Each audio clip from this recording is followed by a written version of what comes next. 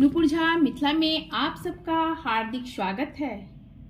जीवित पुत्रिका व्रत की कथा आज मैं लेके आई हूँ, तो एक बार प्रेम से बोलिए हर हर महादेव। व्रत कब और कैसे करें, आइए जानते हैं। इस व्रत को पुत्रवती स्त्रियां पुत्र की जीवन रक्षा के उद्देश्य से करती हैं। इस व्रत के करने से उन्हें पुत्र शोक नहीं होता। इस व्रत का स्त्री समाज में बड़ा महत्व तथा सम्मान है। इस व्रत को स्त्रियां निर्जल रहकर करती हैं। 24 घंटे के उपवास के बाद ही व्रत का पालन करती हैं। आश्विन मास की कृष्ण पक्ष की अष्टमी को यह व्रत रखा जाता है।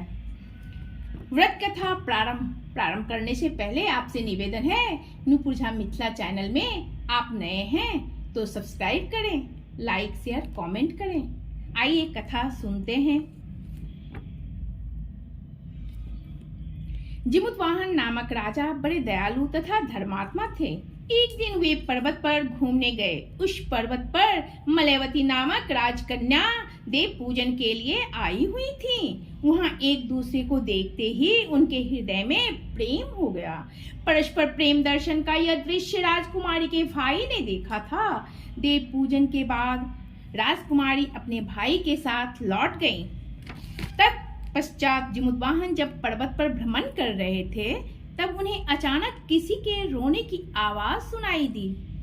वे उस आवाज की ओर चल दिए। थोड़ी दूर जाकर उन्होंने देखा कि शंखचूड़ सांप की माँ रो रही है। उन्होंने उसके रोने का कारण पूछा तो ज्ञात हुआ कि उसका एकमात्र पुत्र आज गरुड़ के भोजन के लिए जाने वाला है।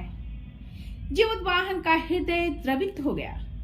वे स्वयं गरुड़ के भोजन के लिए नियत स्थान पर जाकर लेट गए। नियत समय पर आकर गरुड़ ने जिमुतवाहन पर चोंच से प्रहार किया, किंतु वे शांत भाव से पड़े रहे, हिले नहीं। चोंच में जब सांप का स्पर्श ना हुआ तो उसने नीचे देखा, जिससे गरुड़ को आश्चर्य हुआ। वह सोचने लगा, यह कौन पड़ा है। जब गरुड़ ने उसे खाना बंद कर दिया तो जिमुतवाहन ने पूछा, आपने खाना बंद क्यों कर दिया।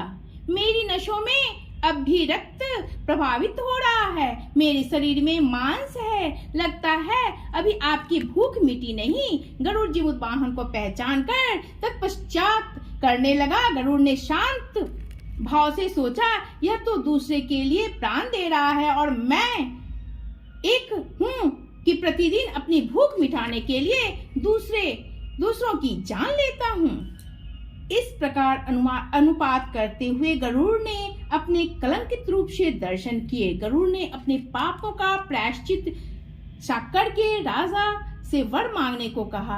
राजा ने कहा, आज तक आपने जितने सांप मारे हैं उन सबको जीवित करके भविष्य में सांप ना खाने की प्रतिज्ञा कीजिए।